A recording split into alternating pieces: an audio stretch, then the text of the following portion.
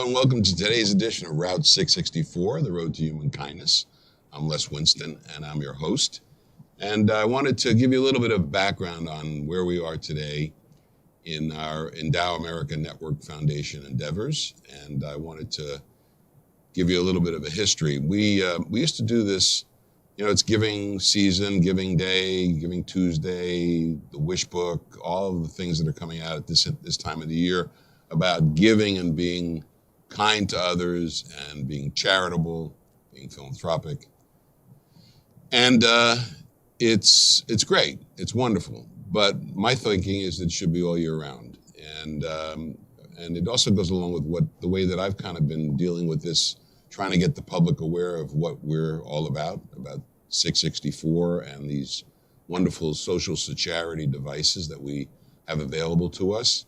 I used to do a weekly show on Waxy, on 790 when Waxy was pre-sports.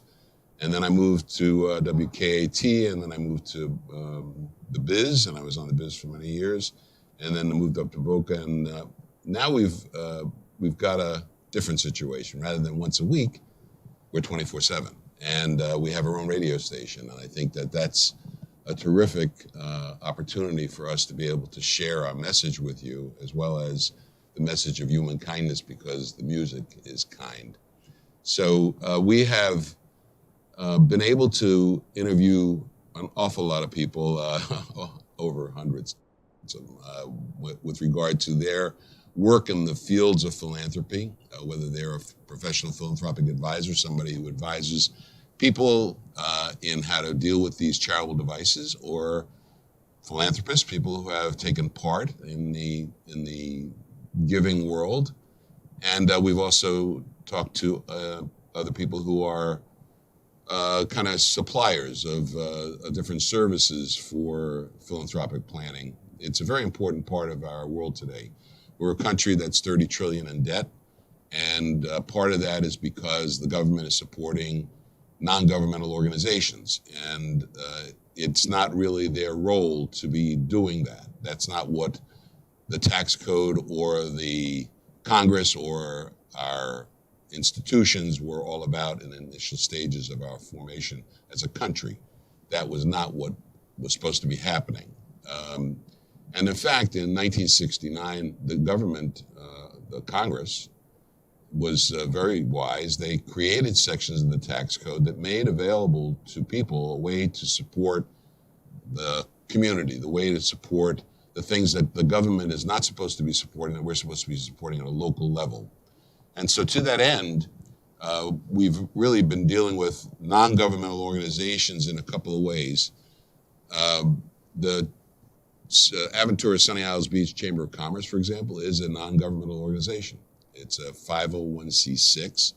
It is called a not-for-profit because it is providing a community service, and it's not in business to make a profit. It's in business to serve the community. It's in business to provide services, and those services are not for the benefit of some individual or individuals who would be benefiting by ownership. And that is one type of non-governmental organization, not a not-for-profit. And recently, we've engaged with the two organizations, the Endow America Network Foundation and the Sunny Isles Beach, Aventura Sunny Isles Beach Chamber of Commerce, have become partners in a project called the Chamber Charity Project. And what the Chamber and the nonprofit are doing together, they have agreed that endowing America is important. And so the Chamber of Commerce has reached out to non-profit organizations in the Aventura and Sunny Isles Beach area in order to help them become more familiar with social charity and 664 and the power of 664 in order to build the charitable sector to a greater degree and to be able to provide the wherewithal for those organizations that serve the public to serve the public properly. Now, there are two different forms of nonprofit organizations that we've invited to our recent Giving Tuesday Zoom meeting. and we had quite a few of them who appeared, and this is really basically to show you what we were talking about that evening, this last Giving Tuesday. It was about how the nonprofit world can benefit from what we're doing and how we can benefit the nonprofit world. So the organizations that were originally invited to that Zoom meeting were private foundations and public charities. They're both 501c3 organizations, but they're different. So the private foundation is structured differently than the public charity in this way. The private foundation is created for purposes of helping other charities, helping 501c3s do their job. The public charities do their job. And the way that the private foundation works is an individual makes a contribution to a private foundation that they've created, and they're the only ones that are going to contribute to that organization. And that organization then distributes that money to public charities that do the work in the community. So somebody has to do the work in the community, and that is your hospitals, your schools, your daycare centers, your adult care centers. They're all services that are provided. ASPCA for the animals, pet services, all these things. All of these things are public services that are necessary in a community for the community to thrive. So the public charities are the ones that do that work. They provide public services. Private foundations can provide money to the public charities so the public charities can do their work. So those are the two organizations that had been invited to Giving Tuesday. And so what we did was we were explaining to them how the use of the theory of social charity can benefit them. So the private foundations are folks, and I commend everybody that is involved in a public charity or a private foundation. You are working, you have taken on the task of becoming involved in helping the community. You understand that the charitable giving is about human kindness. It's also beneficial to yourself. There are certainly a lot of tax benefits as a result of doing charitable giving, and so that's really what the heart and soul of all of this is about. Is that people are willing to do that. I'm running a nonprofit organization, the Endow American Network Foundation, and I'm also involved in a nonprofit for the Chamber of Commerce. So I understand what it is. I understand what it's all about, how much time is involved in doing these things. And you have responsibility, and you have reporting responsibility. You have to let the government know what you're doing, whether it's a private foundation or public charity. 501c3s have to report. So the fact that I'm saying you need to learn about these things means that you necessarily know a little bit about them, but don't know everything about them.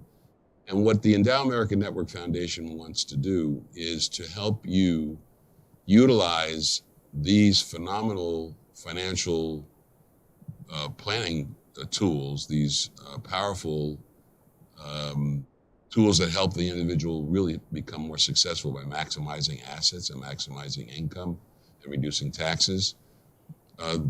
You have to be able to build on this concept that 664 is a good thing, that 664 and social charity are things that people need to know about to be able to use to help the public charities as well as the private foundations. So that being said, all of that being said, what I think is one of the most powerful tools that's available are these pooled income funds. And the pooled income funds are only housed in 501c3 public charities.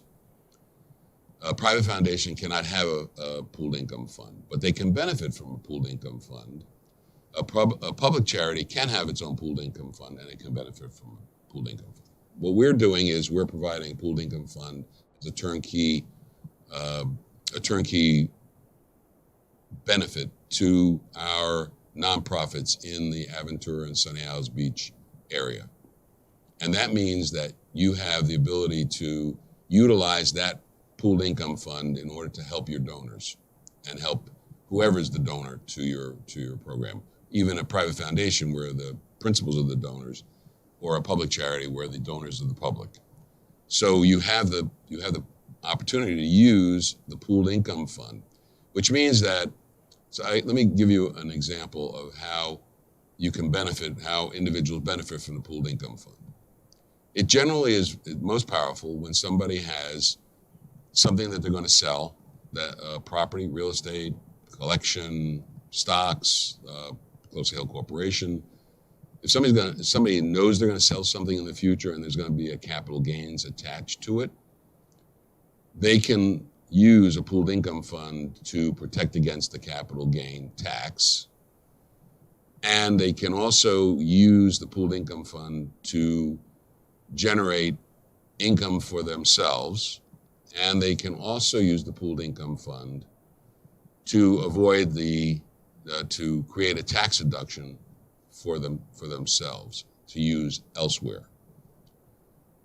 When you compare the two transactions, somebody has an office building that they're looking to sell in the future. They have a very significant capital gain in that property. So they know that probably 20% of what they're going to get in the sale is going to be paid in taxes, and that's, it's fine. Some people like to pay taxes.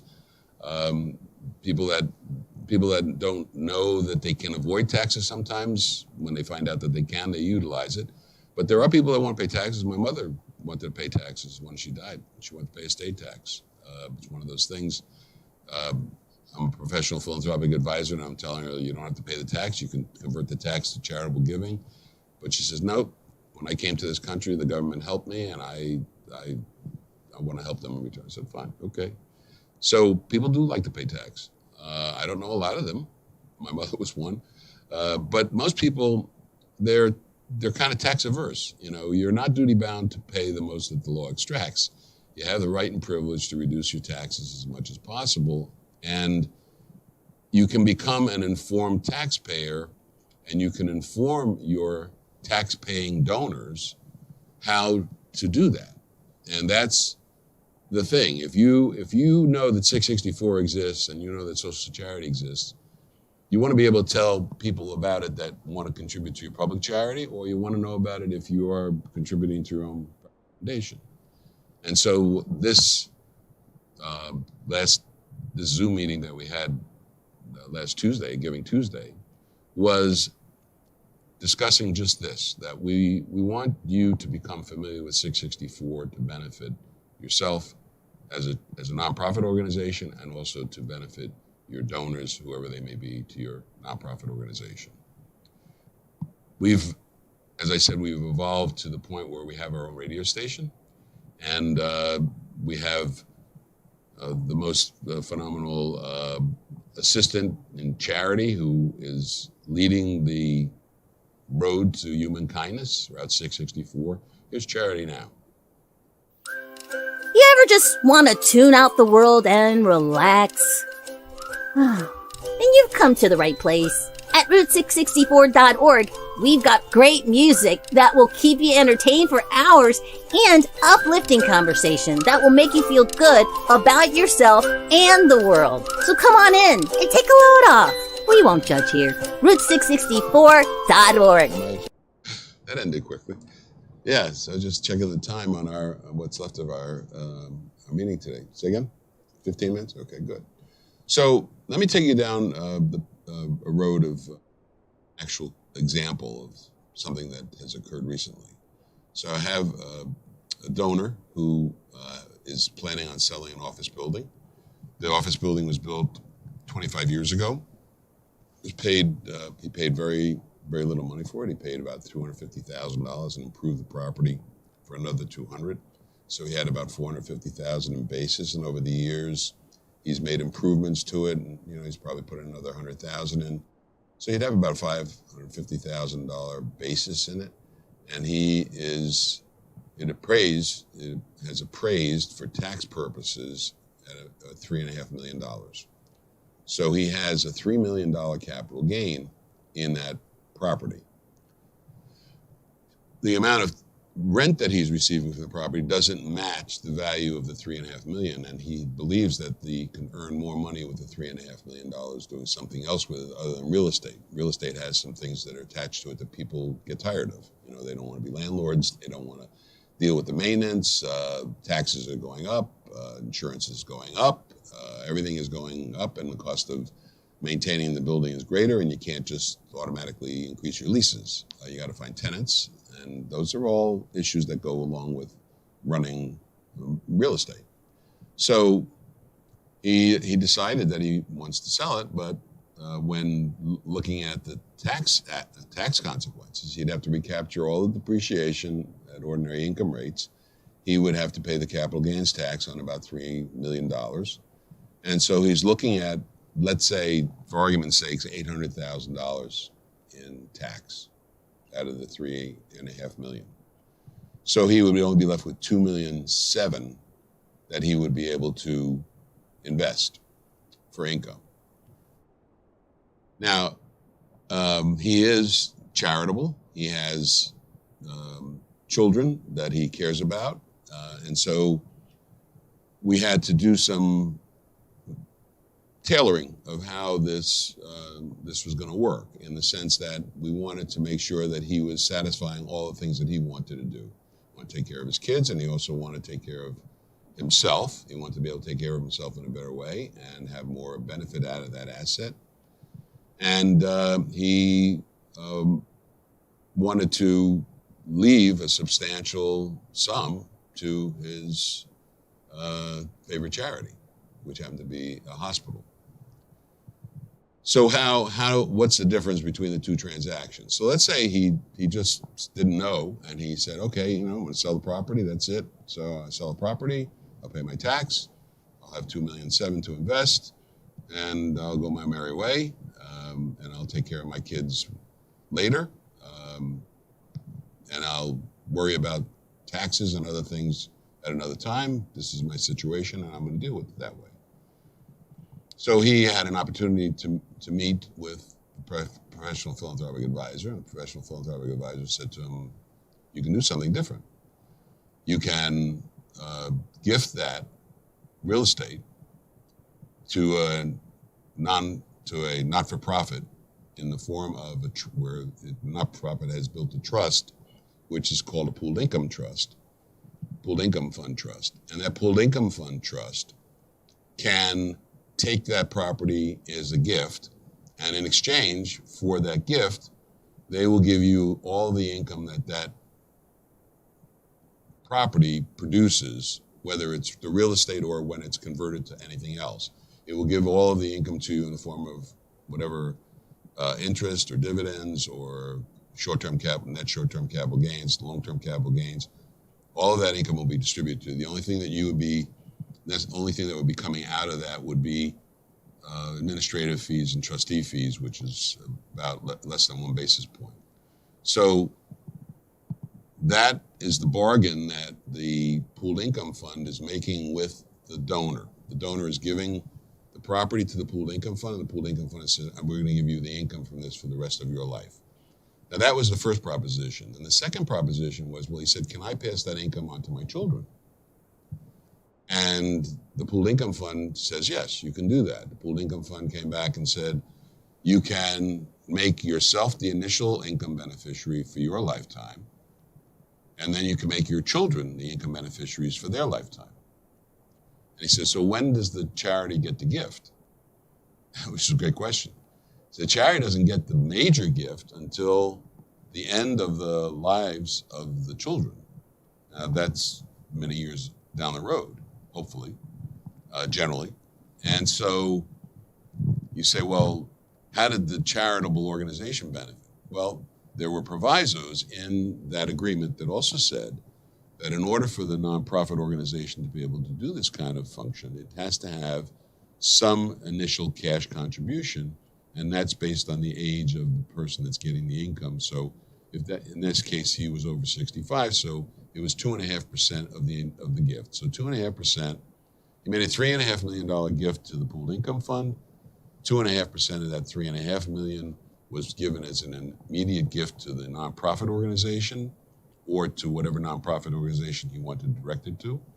And then that money was held to produce income to him and income for his children, and then the deaths that would pass to the nonprofit organizations, the non-profit organizations that he wanted it to go to or that his children could direct it to. So this is a very flexible and variable planning arrangement that if you don't know how to take advantage of it, you're losing a lot of opportunity. So let's look again at what this transaction did. So here he takes a $3.5 million building that's been valued for tax purposes. He gifts it to the pooled income fund. Pooled income fund takes in his $3.5 million at his age and at the age of his children, because they're also the beneficiaries, income beneficiaries, excuse me. The tax deduction to him in that year of the gift to the pooled income fund was about 50% of the gift. So he got $1,750,000 tax deduction in the year of the gift. So that in itself is also worth money, because if you have $1,750,000 tax deduction, depending on what tax bracket you're in, if you're in a 30% tax bracket, that's about $500,000. That's about almost $550,000 in tax savings, which is actual cash in his pocket. Because tax savings is just that. If you can get the money, if you've paid the tax in already, you can get the tax back, that's tax savings. If you have a big tax issue coming up in a particular year, that's tax savings. So he doesn't, and here's another thing, the tax code is very generous. It says that you can not only take the tax deduction in the year of the gift, but if you don't have enough income to use it all, you can carry it forward 5 years.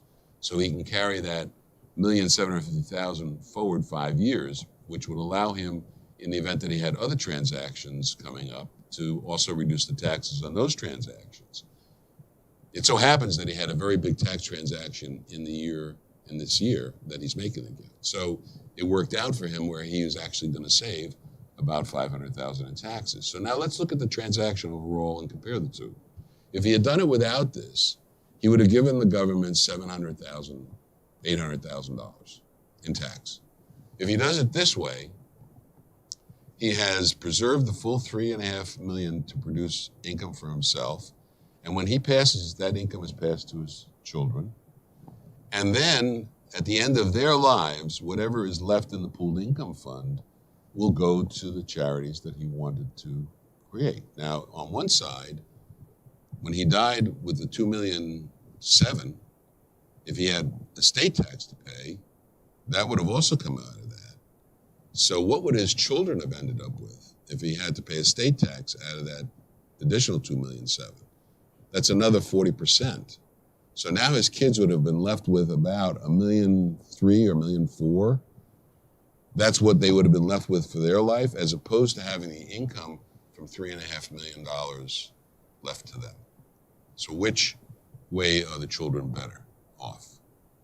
Okay, he didn't want to necessarily give his kids all that cash. He said, I'd rather they have income. That way they know and that income can never be taken away from them. They can't get into a bad divorce and lose it. They can't lose it to creditors. They can't lose it by any means. They don't have the power to lose it. That income is going to come because it's paid out of a trust that's been established for a very long time. So if you're a public charity, and you're looking at this and saying, well, it's okay if I want to, and this is the way to build endowments. Remember that this program, the program title was using pooled income funds, charitable remainder trusts, and charitable gift annuities to build endowments. And when we talk about endowments, that's the theory of Social Security. The theory of Social Security is 664, which is a Social Security device. 664 equals endowment squared, E squared. Endowment squared, an endowment for the people first, and then an endowment for the public charity. And that is as powerful an economic tool as has ever been created. And that economic tool is not being used enough by the public or by the nonprofit world. So the benefit of this charity, the Chamber Charity Project, is we want to spread the word through the chambers of commerce. The Aventura Sunny Isles Beach Chamber of Commerce doesn't have to be unique in the sense the Aventura Sunny Isles Beach Chamber of Commerce is the first of the group to do it. We want to get other chambers of commerce to also do the same thing. So if you're a chamber of commerce and you want to create a chamber charity project working with the nonprofits that are based in your sphere of influence, that's what we're suggesting. And if we do that in every chamber of commerce around the country, we will eventually have everybody understanding what 664 is and what the theory of social charity is, and how everybody can benefit from that, and how we can really enter into the era of human kindness. We're in an economic era, and we need to deal with things economically, not politically. This takes it out of the political sphere. It redirects social capital. The tax dollars are being redirected to charity, which is the best thing, rather than give it to the government so the government can direct it to charity. I think most people want to direct their own charity, and that's what this is all about. So you can learn more about what we're doing on our website at socialsecharity.org, socialsecharity.org. Tune into our radio station at route664.org. The greatest music and great talk, and just an array of shows that you'll get a lot out of. It's good listening.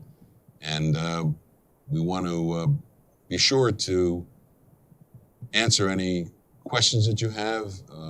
We'll respond to those on our website at socialsecharity.org. You can find advisors there. Oh, go to Facebook. You can go to Facebook, Amazon Music, right? Put questions in Facebook. Oh, okay. You can put the questions on Facebook. Thanks, Wanda. Yeah. Communication. Communicate. That's what it's all about. Communicate. So thank you very much for joining us today on Route 664, the Road to Human Kindness. Did we have another, did we replay the charity? Absolutely, please. And welcome to Greensboro!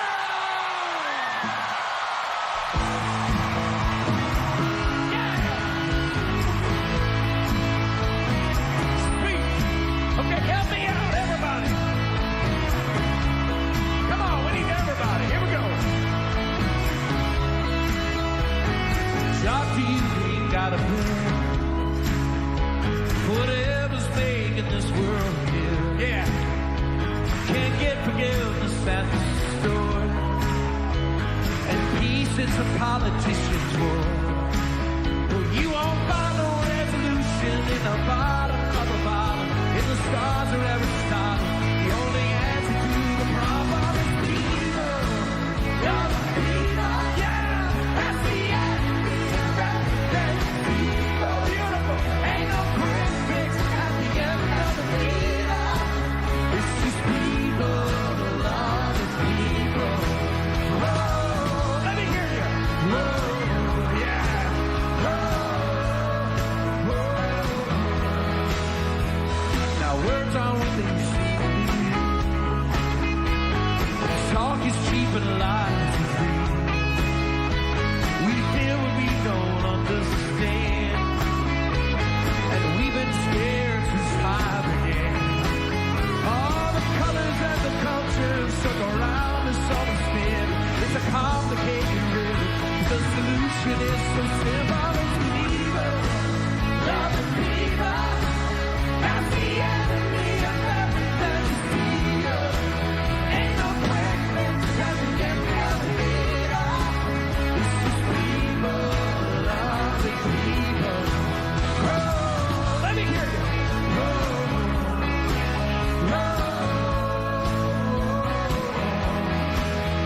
We can pawn it off on kings and queens and those behind the curve.